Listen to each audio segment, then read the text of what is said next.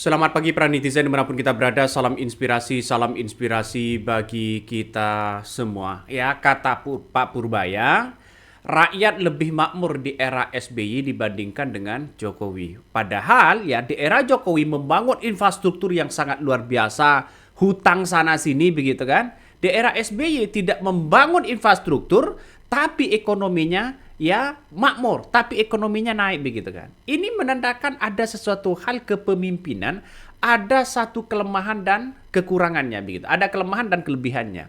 Saya kira di era Jokowi ya kekurangannya banyak begitu. Semuanya kan tergantung pemimpin. Kalau toh pada hakikatnya begitu kan ya Pak Purbaya mengkritik seperti itu menandakan bahwa ekonomi di era Pak SBY sangat luar biasa. Top begitu kan ya. Dan sekarang ini mau dilakukan lagi oleh Pak Purbaya. Ya, bagaimana dengan di era Jokowi? Wah.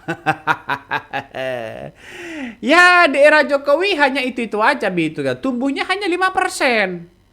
Ya, walaupun ada COVID sana sini begitu, pada ujung-ujungnya 5% begitu. Padahal Jokowi membangun infrastruktur bermacam-macam begitu kan. Kalau toh pada akhirnya jangka panjang sampai kapan begitu? Ya, apakah Indonesia ini sudah kalau membangun infrastruktur hasil? Mana begitu buktinya begitu kan? IKN, kereta cepat, mana lagi begitu kan? SBY bangun infrastruktur enggak? Enggak kan? Paling enggak juga enggak banyak bangun rumah waktu itu kan. Gaya aja dia bangun rumah, enggak bangun dia. Sedikit. Tapi tumbuhnya 6% ekonominya. Rakyat juga lebih makmur. Di masa SBY itu PDB per kapita dari awal sampai itu naiknya 3 kali lipat loh. Anda nggak sadar aja, masih maki-maki dia. Kalau ekonom ngerti. Zaman Pak Jokowi, dia bangun semuanya, dibangun tol lah, tol laut, tol ini, tol bangun semua. Tumbuhnya berapa? 5%. Kenapa? Karena perbankannya berhenti. Kalau saya bilang berhenti ya. Karena kebijakannya waktu itu di sisi keuangan, gua nggak boleh nyinggung nih, banyak media sih. Nggak apa-apa lah. Cenderung terlalu ketat. Akibatnya private sektornya nggak tumbuh dengan optimal. Jadi saya kira hanya menjadi beban kepada APBN. Ya, janji dari seorang Jokowi mengatakan bahwa tidak akan membebankan kepada APBN. Tapi buktinya,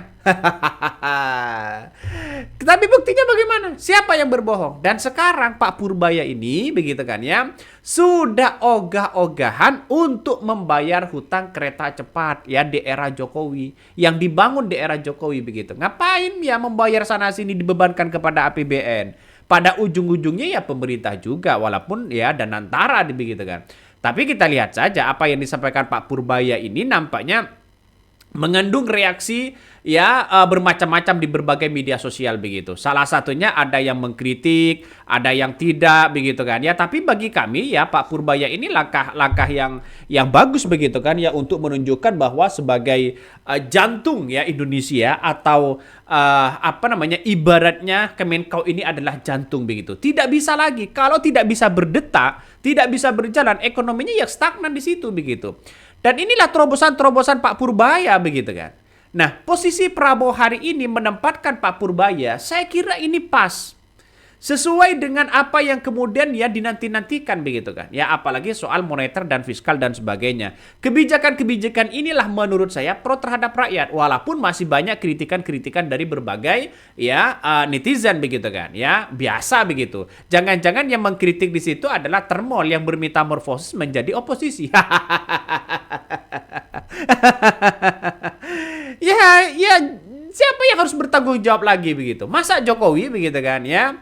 Jadi pada akhirnya pemerintah, walaupun toh pada akhirnya Kemenko ogah-ogahan begitu kan ya, dan antara yang akan membiayai di situ, beban kereta cepat itu sangat luar biasa. Hutang-hutangnya satu semester kemarin 1,6 triliun kalau nggak salah begitu. Apalagi sekarang punya hutang 116 triliun. Ini kan ngeri pada akhirnya bos. Ya Pak Purbaya ini pada akhirnya pusing.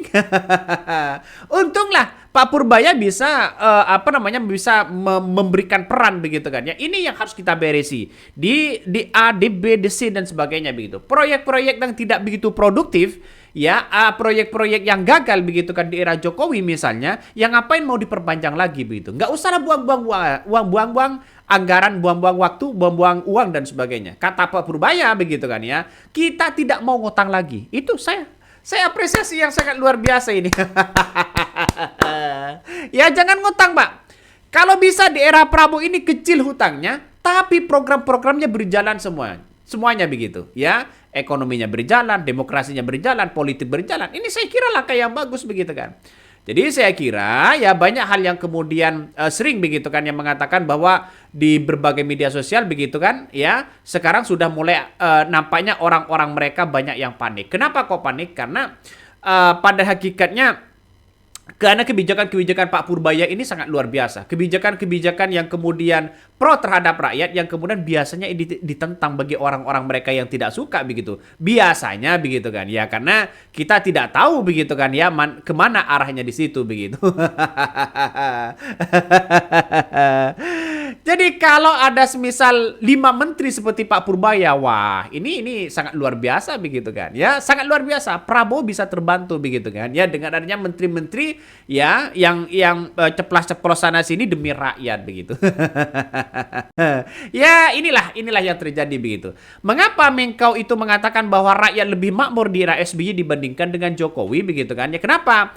Karena Menteri Keuangan Pak Purbaya Yudi Sadewa ini membuat perbandingan tajam antara dua dekade pemimpin ya ekonomi di Indonesia di era Pak Bambang Susilo Yudhoyono begitu kan ya dengan era Jokowi 2014-2024 begitu kan. Nah, dalam beberapa forum Daily Summit ya 2025 begitu Pak Purbaya menilai bahwa era SBY memiliki fondasi yang kuat ya, sehat begitu kan. Karena didominasi ya dan digerakkan oleh sektor swasta. Di situ semuanya uang-uang dibelanjakan begitu. Coba bayangkan, pada masa itu pertumbuhan rata-rata ekonominya itu kabarnya mendekati ya 6%. Yang didukung oleh uang beredar yang mencapai 17% pertumbuhan ya sebesar 22%. Artinya ini kan memungkinkan bahwa ekonomi kita bisa 8% begitu kan. Coba kita gabungkan. Kalau di era Jokowi 5%, maka kemudian di era Pak SBY 6%, bisa saja kan 11%. Ini langkah yang bagus. Ekonominya stabil begitu kan. Naik begitu. Tapi di era Pak SBY, di era Jokowi begitu kan ya, justru ini menjadi tantangan begitu. Banyak membangun infrastruktur tapi pada ujung-ujungnya begitu kan ya, hanya itu aja begitu. Banyak ngutang sana sini tapi ujung-ujungnya seperti itu. Nah, Pak Purbaya inilah yang kemudian begitu kan yang mengkritik soal apa yang kemudian di era Jokowi begitu kan ya menilai bahwa di era Jokowi menilai bahwa terlalu tergantung pada belanja infrastruktur pemerintah. Hal yang menyebabkan ya mesin ekonomi terjadi pincang karena sektor swasta bergerak lamban. Nah, data inilah yang kemudian diungkapkan menunjukkan bahwa di era Jokowi pertumbuhan ekonomi sebesar 5% dengan pertumbuhan uang beredar yang rendah, yaitu 7%. Dan kredit di bawah 10%, angka yang dianggap terlalu kecil untuk yang menopang aktivitas ekonomi secara menyeluruh. Jadi apa? Pertanyaannya sekarang begitu. Kenapa di era Jokowi seperti itu? Ya karena terlalu banyak cawe-cawe. Minta ini dikasih, minta itu dikasih. Apalagi cawe-cawe untuk anaknya untuk menjadi calon presiden pada waktu itu. Benar nggak begitu? Jadi saya kira bahwa ya pemimpin-pemimpin ini kan ada strategi masing-masing begitu. Tapi di era Prabowo ini nampaknya Pak Purbaya ini walaupun bagi ogah-ogahan untuk membayar hutang kereta cepat, ingin menggabungkan antara Pak SBY dengan Jokowi begitu kan. Bagaimana dia bisa menjadi 11% dan sebagainya. Tapi tidak semudah membolak-balik telapak tangan begitu kan ya. Jadi bahkan banyak yang mengatakan bahwa Laskar Cinta Jokowi LCJ juga bahkan mendesak bahwa Presiden Prabowo Subianto segera mencopot Pak Purbaya dari jabatannya. Weh, ngeri begitu kan? Coba kita lihat nih ya salah satunya begitu. Laskar Cinta Jokowi LCJ bahkan mendesak Presiden Prabowo Subianto segera mencopot Pak Purbaya dari jabatannya ya. Terus kemudian koordinator Laskar Cinta Jokowi Suhandono Baskoro yang menilai bahwa ucapan Pak Purbaya tidak berdasarkan data yang valid dan terkesan ingin mencari popularitas dengan cara menyerang warisan pemerintah Jokowi. Coba kita bayangkan begitu kan. Bayangkan, ini kan berbasis data Pak Purbaya ini. Tidak mudah, tidak segampang menyampaikan begitu kan. Ini berdasarkan data begitu. Artinya apa? Kalau berdasarkan data kan bisa dilihat begitu bagaimana di Kemenkau. Jadi kita lihat saja hutang Jokowi itu begitu banyak, Bos. Ya, membangun infrastruktur ya hanya itu-itu aja begitu kan. Jangan-jangan ya Jokowi terjebak dengan pola-pola Cina. Coba kita lihat saja begitu ya. Apalagi memimpin 2 periode begitu. Memimpin 2 periode tidak stabil ekonominya, Bos. Kita lihat saja begitu ya. Ya terkesan sekarang apalagi kepemimpinan dari seorang Jokowi terkesan 2 periode itu begitu kan ya. Ya terlalu banyak cawi-cawinya begitu. Nah, dari sinilah yang kemudian begitu kan ya. Suhardono ini nilai bahwa selama 10 tahun pemerintahan Jokowi dianggap perekonomian Indonesia menunjukkan kinerjanya yang konsisten dan terarah. Konsisten dan terarah. Konsisten dan terarah. Iya, konsisten banyak utang. Terarah untuk siapa begitu kan? Kalau hasilnya ngotang ya gimana Pak? Ya, bangun infrastruktur sana sini. Saya yakin bahwa apa yang kemudian disampaikan Pak Purbaya ini langkah yang bagus. Kenapa? Satu, tidak mau ngotang lagi begitu kan ya. Yang kedua, hal-hal yang tidak produktif anggarannya dicabut, dianggar, dialihkan sana sini biar ekonominya berjalan. Artinya kalau kita melihat dengan teori begitu kan ya dari yang dilakukan oleh Pak Purbaya ini saya kira bagus, lebih bagus dibandingkan dengan Ibu Sri Mulyani. Benar nggak begitu? Jadi enak begitu kan ya, enak di situ. Jadi sekarang ini banyak yang kemudian mengatakan bahwa komentar-komentar netizen mengatakan bahwa saat itu katanya masih ada Menteri Keuangan yaitu Sri Mulyani. Saat Jokowi jadi presiden, Sri Mulyani berubah menjadi hanya sebagai juru bayar kemauan Jokowi. Artinya apa? Juru kasir begitu kan. Apa-apa ya dikasih, apa-apa dikasih. Ya pada akhirnya nggak tahu apakah ini lambat atau tidak begitu ya. Memang Sri Mulyani pinter begitu kan ya. Pinter cari ngutang. Ya sana sini, ngutang sana sini begitu kan ya. Karena patuh terhadap rajanya begitu.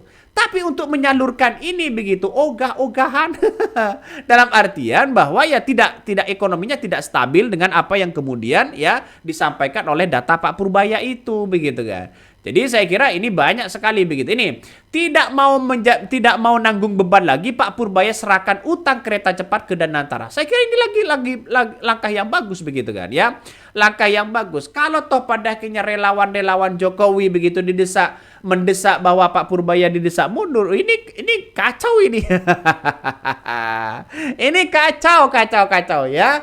Justru Pak Purbaya ini menyelamatkan begitu kan ekonomi kita, ekonomi rakyat. Ya kita akan buktikan aja begitu. Mengapa saya percaya terhadap Pak Purbaya begitu? Karena satu, dia bukan orang partai. Yang kedua adalah melihat dengan sosok Pak Purbaya nampaknya pro terhadap rakyat. Tapi kita lihat saja begitu. Ya kita lihat saja. Ya jangan-jangan sampai nanti popularitasnya tinggi tiba-tiba begitu kan ya. Cawe-cawe ingin menjadi calon presiden. Ya manusiawi lah dong begitu kan. Manusiawi di situ begitu.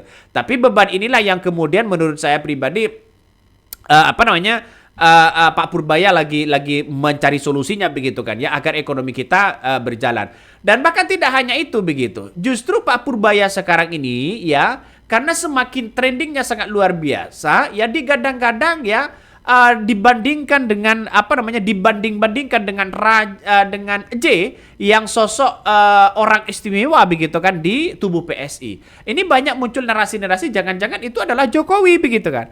Ternyata tenggelam juga. Akhirnya apa? Kalau kita melihat benar bahwa J itu adalah Jokowi itu kan sudah melemah. Jokowi popularitasnya semakin turun. Ya, terus dampaknya apa? Jokowi kan bukan presiden, bukan raja mereka begitu kan ya. Jadi pada akhirnya orang akan melihat dan tidak sebodoh itu masyarakat begitu. Saya menganggap bahwa persoalan-persoalan seperti ini Pak Purbaya pasti bisa mengatasi begitu kan ya. Jadi Pak Purbaya sekarang ini ya akan berusaha semaksimal mungkin tidak menambah hutang lagi. Mau mencoba melakukan ya pemangkasan anggaran-anggaran yang dirasa tidak efektif dan tidak efisiensi gunanya. Ya di era Jokowi jor-joran, bansos sana sini, bantuan sana sini, bansos sana sini, pensiunan sana sini. Tapi kita lihat saja Pak, Ya kita lihat saja, Prabowo menunjuk Pak Purbaya ini langkah yang bagus. Kalau bisa pensiunan DPR ambil begitu kan ya, pensiunan yang tidak begitu produktif ambil situ begitu, sebagai bentuk bahwa efisiensi. Jadi saya kira daripada ekonominya lambat ya mending diambil aja begitu kan ya. Karena kita lihat saja BI masih kaya di situ. Ada yang mengatakan begini lagi ya di komentar dari netizen. Ada yang mengatakan begini, ini salah satunya ya. Coba kita baca ini. Lah biasa ya manggaleh kawan koma ya urang pase CE ini apa maksudnya begitu ya, bahasa Sunda ya. ini banyak sekali kritikannya ini. Rakyat Indonesia sangat respect ya jika Pak Purbaya berhasil mengamankan APBN dan tidak membebani rakyat dengan aneka pajak seperti sekarang ini. Hapuskan ya kebijakan oknum Menkau yang lalu. Ketentuan pajak membangun rumah, kita beli tanah dipajakin, rajin bayar PBB, mosok bangun rumah dipajakin juga. Ya inilah salah satu komentar. Di era Pak SBY, PNS tiap tahun nikmatnya kenaikan gaji. Multiplier efeknya pasar rame katanya begitu. Ini salah satu komentar netizen. Artinya secara tidak langsung bahwa persoalan-persoalan seperti ini begitu kan ya, menunjukkan bahwa Pak Purbaya ini bisa mengatasi ini semua walaupun beban dari Jokowi itu sangat banyak begitu kan ya yang harus dilakukan oleh Pak Purbaya. Bebannya sangat luar biasa begitu. Jadi ngeri-ngeri sedap ini, Bos. Oke, mungkin itu yang kami sampaikan ya. Tonton terus di channel Honda di Podcast Rakyat ini. Jangan lupa di-subscribe.